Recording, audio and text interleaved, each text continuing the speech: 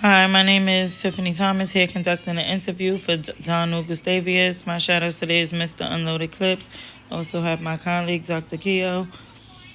The first thing that I'm going to ask you to do is to throw up your macros in order.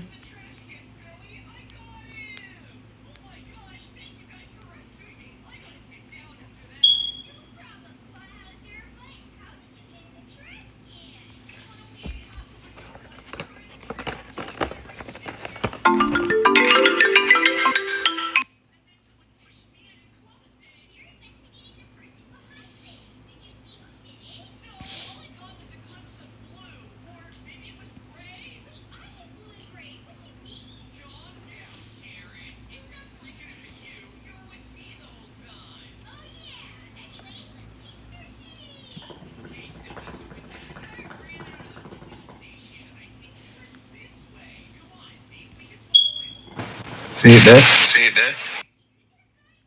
Thank you. Okay, I'm going to start with my HP rules. Do not resuscitate patients in streets around the hospital, PvP territory zones, or army base.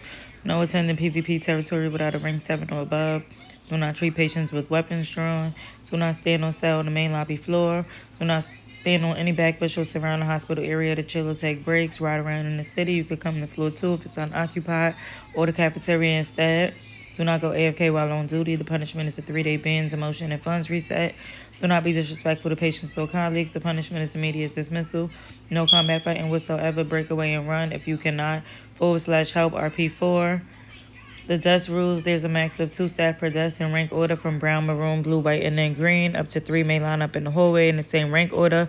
Brown, maroon, blue, white, and then green. As far as your restock wait time, if your wait time for meds is over 5 minutes, go on emergency calls or med deliveries. If it's under 5 minutes, you can wait in the cafeteria.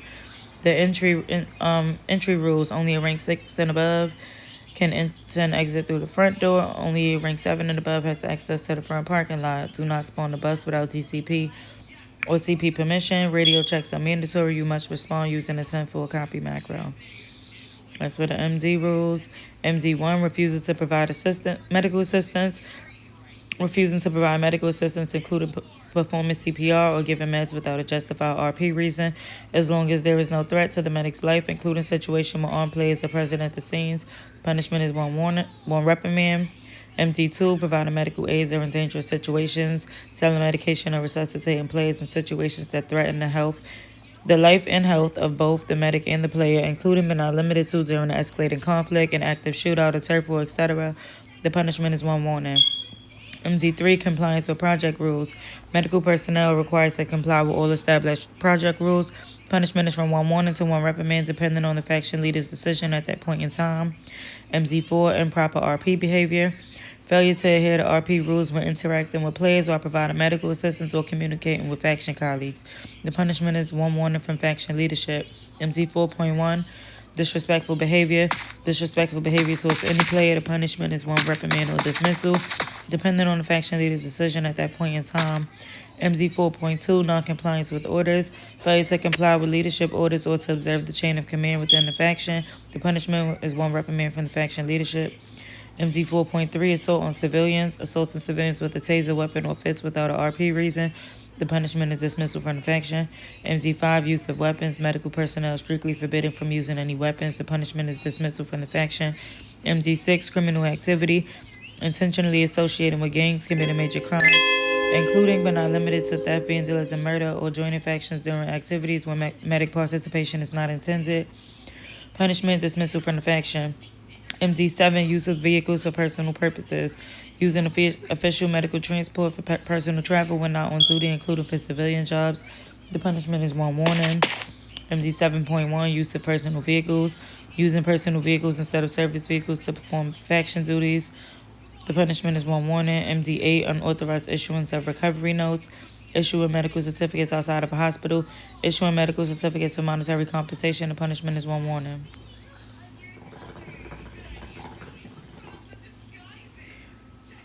RP rules, RP 13, and RP faction actions.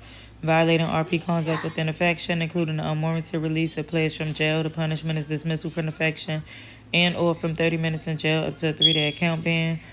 RP 14, sexual harassment, any form of sexual action, including simulation and explicit dialogue or actions, the use of ethnic and or LGBTQIA slurs, stalking other players, or excessive verbal detail and description with sexual undertones, or sexual actions between players must be performed with the prior consent of all participating individuals. Such actions must not take place in public areas frequently visited by other players, including but not limited to jail, hospital, job zones, parking lots, etc. Punishment is 60 minute mute of voice and text chat or an account being ranging from 24 hours to 30 days. RP 15, provocation of faction members, intentionally provoking members of any faction for entertainment or with the intent to disrupt the faction's operations. The punishment is 30 minutes in jail. And RP 16, criminal acts against emergency personnel. Any criminal acts committed against emergency medical personnel, the punishment is from 60 minutes in jail to a 12-hour account ban. Do you have any questions? No, so I'm good. Okay. What made you want to join the medical faction? You know, it's me did have one daughter a couple years ago, and she passed with the cancer. So from then, you can like say it scarred my mind, and me just like me feel some type of way for my daughter. So me just get to know the health field to better my life and take care of people and help people. You see me? Yes. Good answer. And I'm sorry to hear that too. My condolences. Thank you, thank you. All right. My second question is, what does patient privacy mean to you? Everything privacy a big thing. But I want to put the privacy from there. All right. What day of the week do you spawn the bus? Only when we are going at the bar. Now I'm playing. You don't span it. You higher up after span it. The what you call them? The CPD and the C. Yeah, that them people there. DCP and the CP. Yes, you're correct. Yeah, them. um, if you witness one of your colleagues breaking the rule, what would you do? You want the truth? Yes, sir. I may get two answers. I may get the truth. I may get the answer where I hear. So the answer where you want here, you want me to report it to the higher ups, this, that, and the third. But the truth, me and my business, cause me and a snitch, and Jamaica I come from. Okay. Let's go to floor zero. Yeah, I'm gonna ramp up that informer thing there. My second question is, how would you deal with a difficult colleague? Like if a coworker was giving you a hard time or not doing their job, making it harder for you, how would you handle that? You know, so you know, me think so. You know that already, cause you see me work front desk before. You know, so me not on me like. Me not deal with people certain way, with people that now work and the people with the disrespect and all of that. So right now, me I learn to keep my head cool, but me not gonna lie. If a man disrespect me, I have to tell him about tomorrow. But all honesty, keep my head cool and let the higher ups handle it. No, yeah, for sure. I know. I'll be seeing you down there. Um, if you pulled up to the scene on a CPR run, Hold on. Yo, all them footsteps, yeah. I can't hear you, you know. I can't hear you. All this walking around and all that. Continue. All right, I'm sorry about that. Um, if you pull up to the scene and you on a CPR run and everybody got their guns out and they shooting, are you getting out the car to help the patient you was called for, or are you pulling off? No man, I cut. If my boss gone, what am I going there for? Exactly. You're correct. Um, if you pull up on the CPR scene and the players are going back and forth about who gets to get picked up first, how do you handle that? All honest to God, I'm gonna pick favorites round here. Long as the course clear, first man me say get pick up. That's it, and then we go from there. We pick up the rest. If me can't pick them all up at the same time, me can't do nothing about that. Means one man, you see me? Yeah, so you would pick up the person that you were called there for first, and then everything else follows. Um, if you seen Mr. Unloaded Clips and he was in front of the hospital, he asked you to pick him up. Are you gonna pick him up? Nah, I gonna lie, my good dead. Exactly. Mr. Unloaded Clips, your two questions. My first question is, if you see me going out and I was doing runs in my personal vehicle, what would you do? So, like me tell her before, me I ramp with them informer things, so me I give you two answer. The first answer, report, probably won't even report it right away.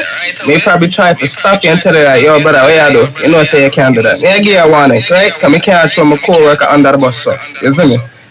But if you still do it, me have to report it. But the truth, mind my business, because me don't run for them informer thing, like me say. But, you know, let the higher ups handle it. All me can do, I turn on my body cam, and then me have the footage when we go to a higher up and tell them like, yo, that person yeah, them I drive them personal vehicle for the work thing, you see me? And my second question is, where do you see yourself at intersection within the next 5 weeks? Nah, gonna lie, I get like you know, I like conduct on yourself and take care of people, especially Miss Tiffany. Thank you for all your hard work. But I get like and more help people. I don't know if you hear me. I maybe said earlier to Miss Tiffany, but my daughter and she have cancer and she passed away, so I have a soft spot for people and helping them. You see?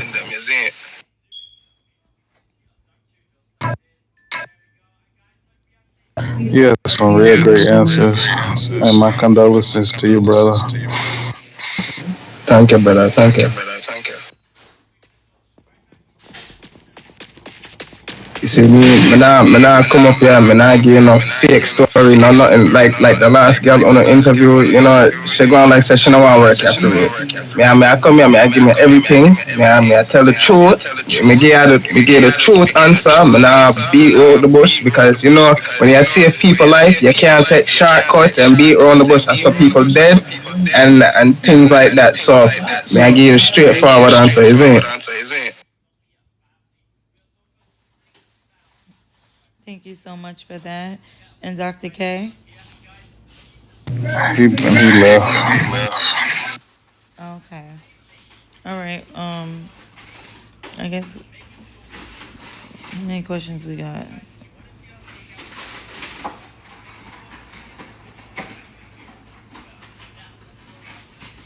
Okay. Um, is it okay for you to be downstairs, outside of the green zone, associating with gang members? No man, can't listen. Yeah, paramedics.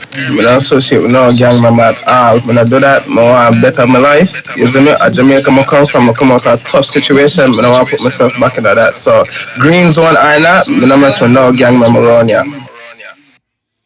Okay. And if you were when you're outside on your CPR runs, when is it okay for you to tase somebody? You hear somebody you say? Yeah, when is it okay for you to do so? All honesty, me a paramedic. Me not condone violence, but if one man threatening me, if me feel threatening for my life, that taser there I got lift off him face. You see? Yes, so you would throw up your dual taser. I did this to take control of the situation for my safety, and then you were allowed to tase them one time just so you can get out of danger, and then you have to put it away and run straight back to HP. Anytime after that one time that you tase them, it's going to be considered MZ 4.3 to assault on civilians with tasers, weapon, or fist.